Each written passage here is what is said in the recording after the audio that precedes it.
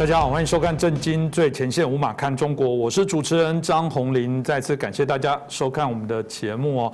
有一些朋友会说，怎么还戴口罩？因为台湾当然我们还在警戒的一些疫情啊，我们在棚内摄影棚还是有其他同事，所以有很多人当然会觉得说戴口罩好像有时候看起来就不是那么样的一些舒服哦。不过我想防疫的部分不谈舒服，谈安全啊，这请大家多包涵一下。那我们希望台湾疫情赶快过去，不止台湾了，应该说全世界疫情，我们希望都赶快趋稳，让大家回到正常的生活。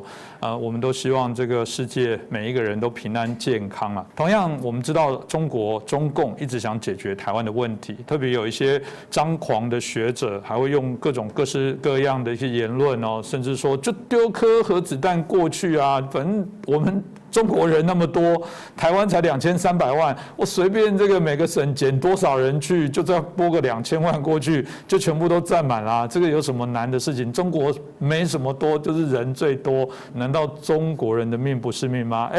知道台湾这个你们还在做这种大外宣，在干扰台湾内部，很多我们配合的这些红媒还在谈哇，台湾死多的人多严重。如果照这个说法，那这个国家的领导者，这个政治人物不被这个我们讲的骂翻了才怪。这个就我们看到有许多多元的，然后我们谈到的是不一致的双标的一个状况啊。像我讲，值得我们好好来谈谈这些所谓的武统派到底是如何，而且当然也可以让我们反思台湾怎么内部还会有赞同，希望他们赶快武力来统一台湾的人的这样的一些看法。那今天我们开心邀请到透视中国的高级研究员，也是台大政治系的荣誉教授明居正老师来跟我们来谈一下这个议题。明老师你好。主持人洪林兄好，各位观众朋友们大家好。是，其实当然谈到这个都有一些指标人物啦，有时候我们也懒得提啦。不过其中有一个，因为对台湾的民众也许比较了解一下，就是有一位李毅哦，那他当时就是提到武统论，那来到台湾，后来台湾也因为认为这部分对自己的国家有充满了台湾的一些敌意，那最后被遣送出境哦。那当然这引起许多不同的讨论。那从他当一个指标，我觉得也可以让我们了解一下。到底这些武统的这些学者背景，他们到底在想什么？可以讲丢一颗原子弹这样的事情，我可以把它界定。现在他还没做，我认为这种就是杀人不眨眼才会去说出冷血的话。你觉得台湾？我记得台湾之前也有人说，如果中共攻击我们怎么做？有人说那要不要往三峡大坝炸飞弹？哇，那个中国内部的人民就已经炸过了，说这邪恶的言论。当你听到你们的共产党员、你们的学者说台湾就丢一颗原子弹，你们怎么没有把它轰下台？所以这个我想就是大家值得来好好思考的双标。老师你怎么看待这些张狂的武统派呢？我先回你刚刚双标的话，很有道理哈。这些小粉红们对于这个台湾人讲说要打三峡大坝，你这么生气，那对于你们的学者讲要核子弹打台湾同胞，你们为什么不同样的生气？那么这位学者在6月初呢发了一个短片，那么里面讲了几段话。他说呢，这个中国必须要武统，因为台湾核统是不可能的，和平统是不可能，所以他说大陆要准备打核战争，要有武统台湾的准备，然后在开打的前一天呢，把这两岸和平统一协定送到台湾来，逼台湾投降，然后他估计呢，台湾在开战的最后关头呢，会同意说我们会在这个武统协议上签字，在统一协定上签字。他说，对中国来说，最坏的结果就是台湾呢，不管是官方也好，然后军队也好，甚至人民也好呢，2300万人呢都不愿意被统一，宁可这个要战死，所以2300万人打到底，绝不投降。但是他说这个是小菜一碟。他为什么呢？因为中国最擅长的是基础建设。他说台湾人呢全部死光了，在核战当中全部死光了，没关系，我们轻而易举可以送4600万人到台湾来，因为大陆有14亿人。换句话说，他讲的底线很简单，就是台湾呢，这个2300万人没关系，我全部杀光，然后把台湾夺过来，然后完成统一啊，这是一个丧心病狂的言论。对，这不可思议！你们可以接受这种言论吗？那个号称两岸是同胞，血浓于水。每次我听到这个，我必须说，我们谈到的台湾，当然有时候我们在内部政党也会骂双标。我一直觉得，包含这次我们看到中共的这个100年的这些谈话里面，也在谈到要解决台湾问题等等很多的一些说法，也谈到说要重新什么9·2共识或干嘛。好啊，如果你老爱谈9·2共识，我之前也伟在节目当中骂过有个中国国民党的这个市议员啊，因为他曾经在台湾内部在讨论这个5星级能不能在台湾的时候，他说他誓死要捍卫5星级在台湾。我说你真没志气，你应该说我誓死要让中华民国国旗在中国的国土飘扬。我觉得你要求中共要更改整个历史，所谓的回复历史是我讲的更改是讲回复才对，就是为什么回复什么？回复中华民国还存在的事实。大家一定有看那个中国历史百科，抱歉，我过往也是受过中国教育，都会画那个历代那个支线图啊，明明中华民国就还没结束，你如果100年后的历史学者，难道他会写中华民国就不见？没有，他一定有一条支线，就是叫中华民国，不管未来线怎么合，这就叫历史的事实。我觉得我小时候也受到这个反共复国，然后觉得中国如何，只有教我的国民党你先跑了，这实在是不可思议啦。老师，当回到最后了，我们刚刚提到。这真的是一个丧心病狂，我认为这是一个非常糟糕。如果有人在鼓吹这种要把这一个所谓的台湾人都当作可以杀光，老师这怎么回事呢？这样说吧，这个当然人类过去用过原子弹嘛，在1945年在第2次大战到最后呢，美国为了要保护他的这兵力呢，要尽快结束对日本战争，所以丢了2颗原子弹。当然丢了2颗原子弹之后结束了战争，但是丢下原子弹之后呢，也开启了人类新的时代，新的战争的时代跟新的武器的时代。后来我碰过不少美国学者，他们非常后悔丢原子弹。那有人说是人命是很值钱，但丢原子弹用这种方式呢，他们在良心上觉得非常不安。那么人类从那以后呢，就开始研究这个问题。事实上，从50年代呢，大概从美国是1945年发展原子弹，1949年发展核子弹，苏联刚好都晚4年，1949年发展原子弹，1953年发展核子弹。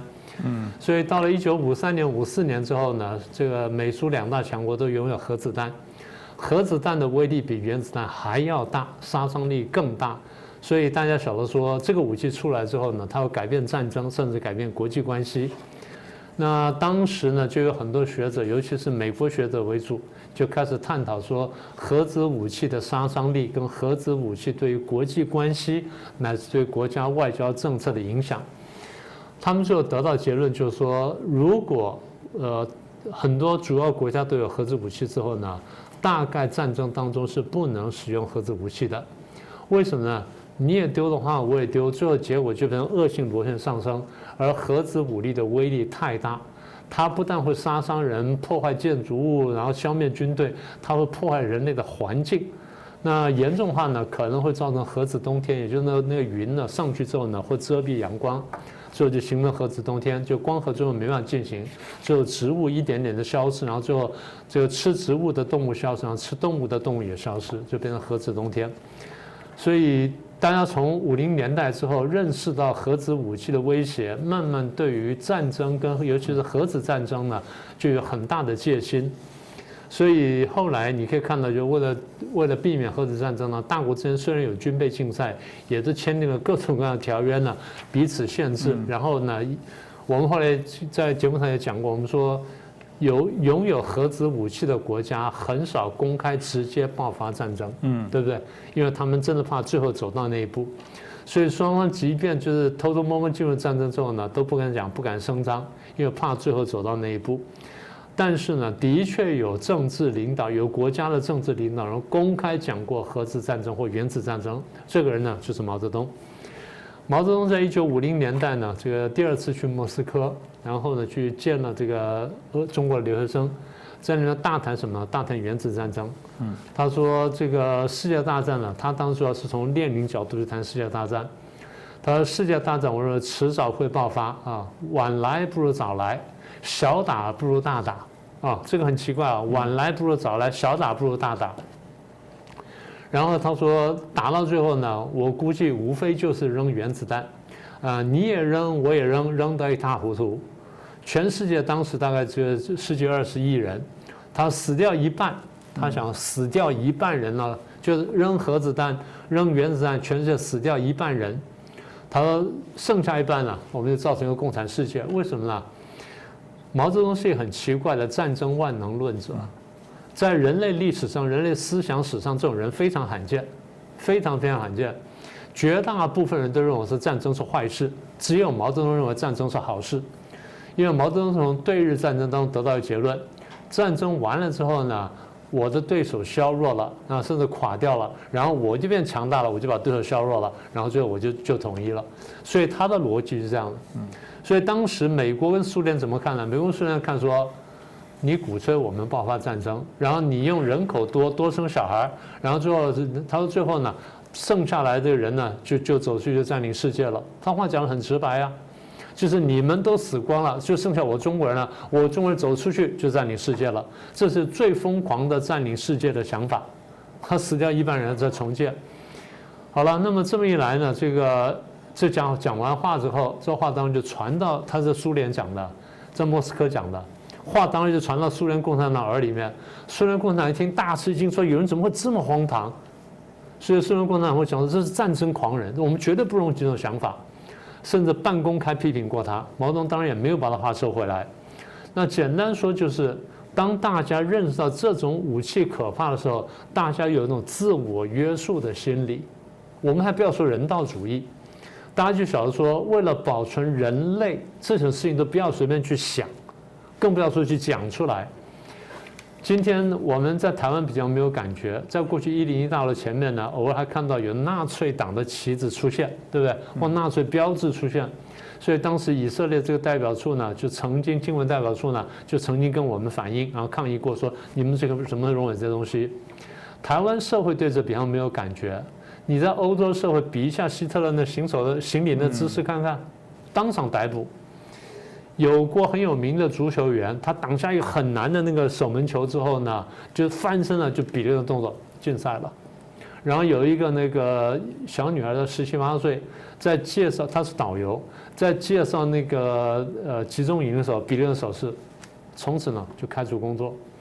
也就是这个东西呢，在国际上已经视为一种禁忌，觉得说这个人太坏了，杀人如麻。而今天有人讲杀人的，讲得津津乐道，讲到说高兴得不得了。所以换句话说，我说这些人性呢，不要跑到哪里去了。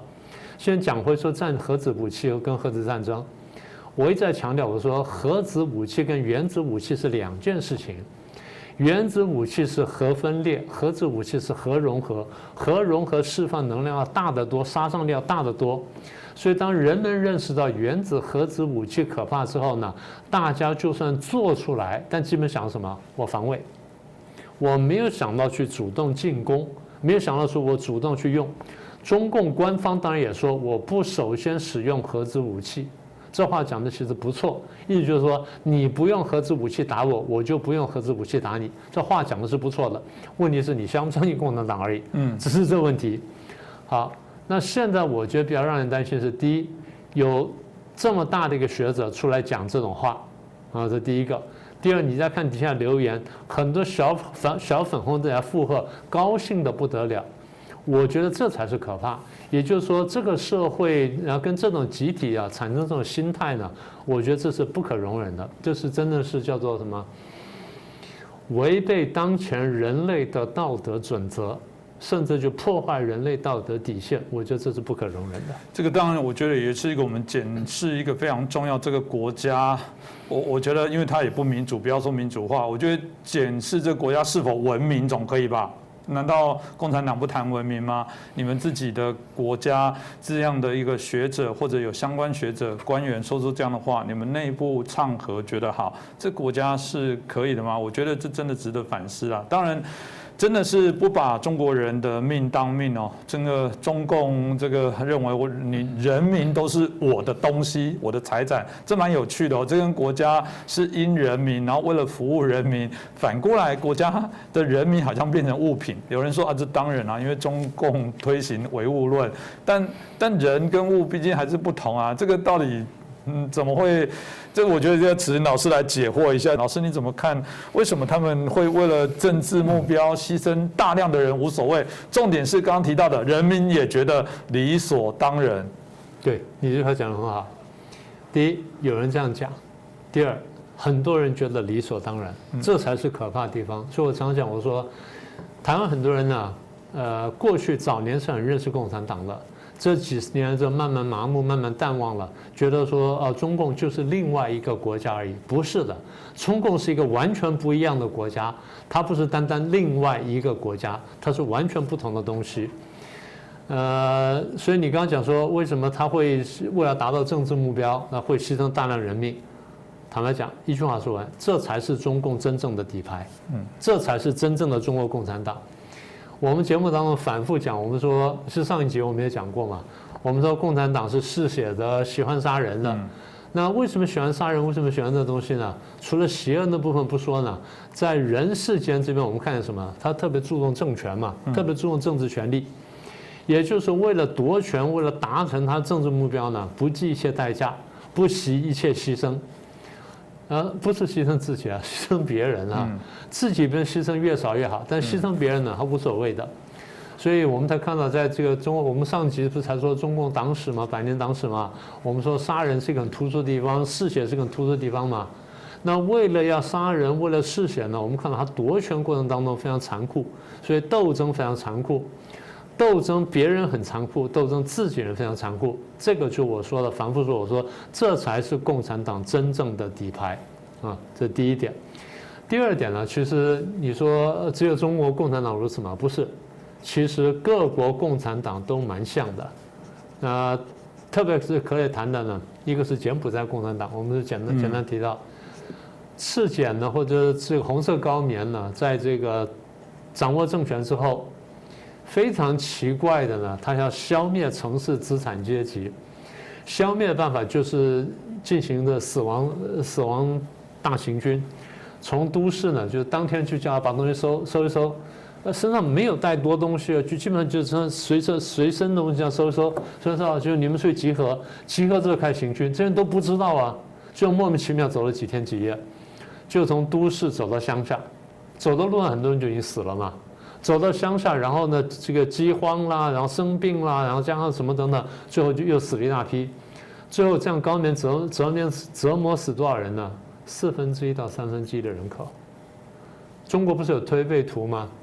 听说高棉有他们版本的推背图，说在将来就很以前讲的说，将来在某个时候，高棉会大量死人。剩下的人呢，勉强活在一棵棕榈树下面，就死人死到这种地步。他是个形容，但是你说杀人人数最多的是中国共产党，杀人比例最高的是高棉共产党。那他们的老祖宗苏联共产党呢，毫不逊色。苏联共产党呢，当时是布尔什维克嘛，大家常常有一个错误的认识，说布尔什维克推翻沙皇政权，不是的。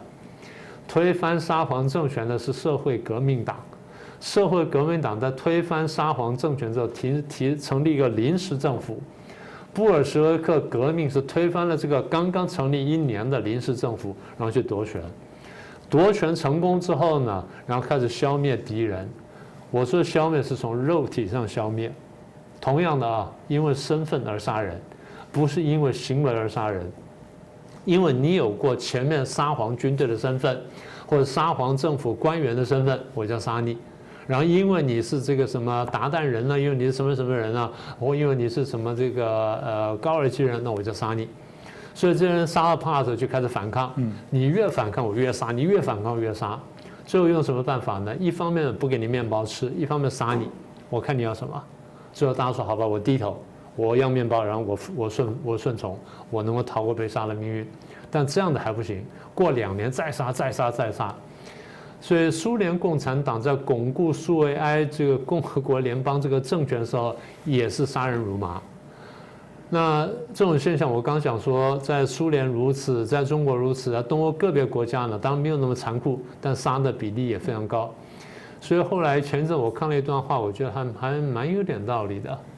就是共产政权呢，用一句话说完叫做一路杀过来，非常有道理。所以听起来中共100年的大事记，就是建构在血腥人命上面。我觉得这样讲应该不为过。所以老师，我觉得好像应该给他100年大事记，他一定不会补了，就由我们震惊最前线，我们来补一个杀人篇、血腥篇。老师，你会怎么看这些内容呢？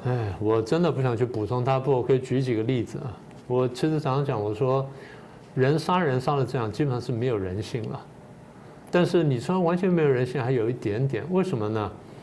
他要杀你，他必须找理由，然后找的理由最简单就是我杀完之后，我心里面没有罪恶感。你要知道，人杀人心里是有罪恶感的，因为拿人生命毕竟是一件很大很大的事情，是件天大的事情。所以在他们还没有完全麻木以前，他总是想办法去自我肯定一下。肯定的方式就是我杀的对象不是人，这是最简单的办法。所以各位看到，就是在这些杀人当中呢，他用的手法残酷不说呢，他常常把对手贬义为不是人，这样减轻他的罪恶感。像我们刚刚讲说苏联杀人嘛，苏联共产党在杀人，那是当时最早叫切卡。切卡在杀人的时候，常常把要杀对象称为什么猪猡，这人是猪，或者是垃圾，或者是畜生，或者是寄生虫，因为这是列宁经常讲的话。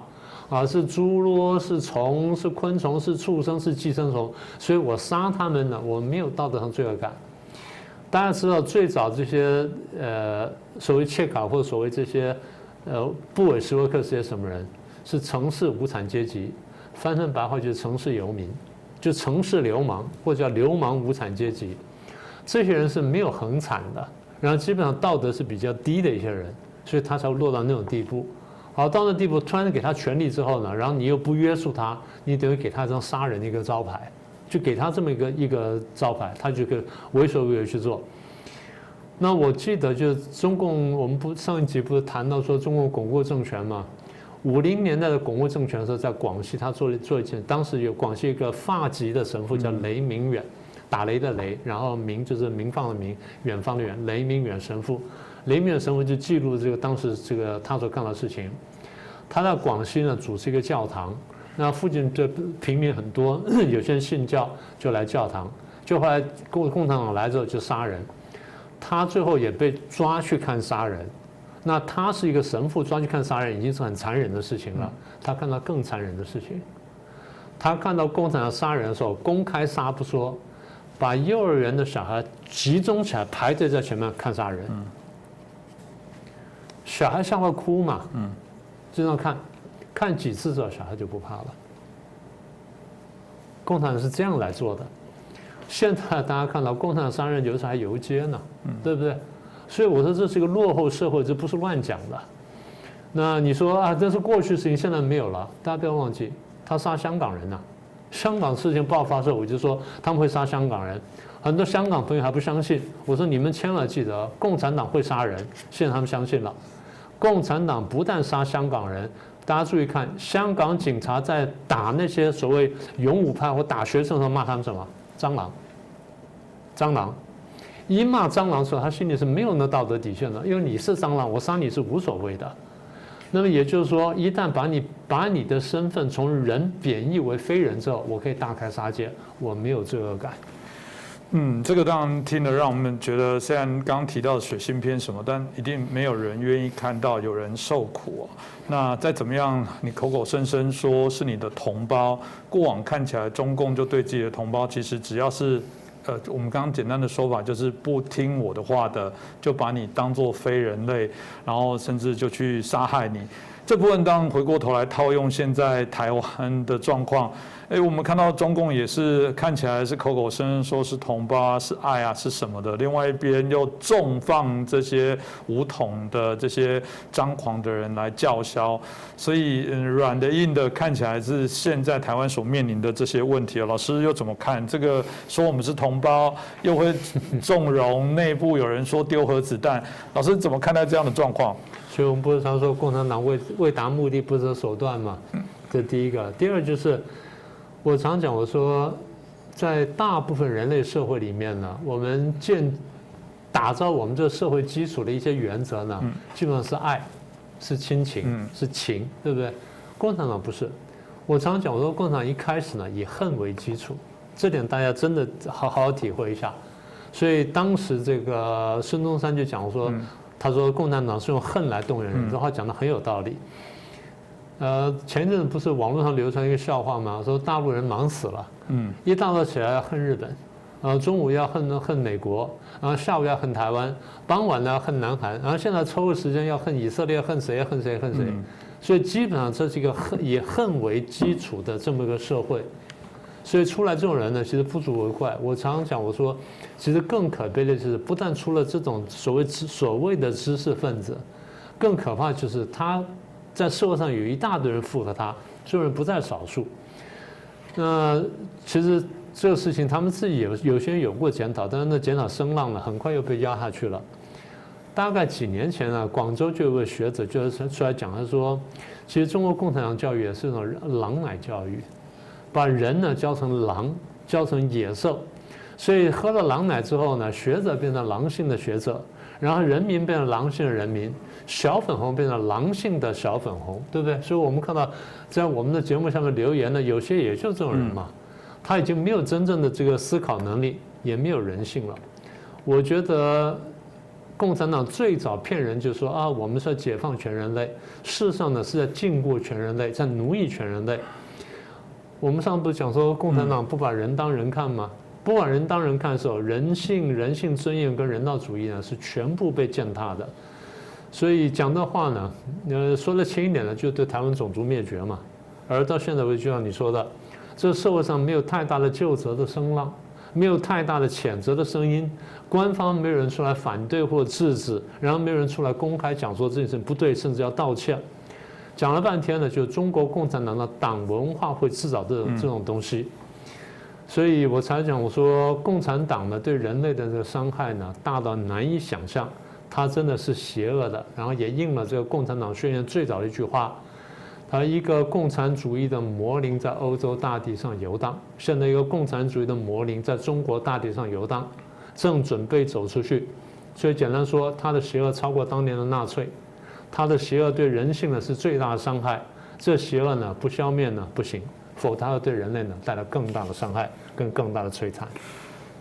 还要加一个，就是中国还有一个是这个满口谎言哦。其实大家自己去看这个7月1号习近平讲了什么。来，我简单的只念一个：中国始终是中国始终是世界和平的建设者，全球发展的贡献者，国际秩序的维持者。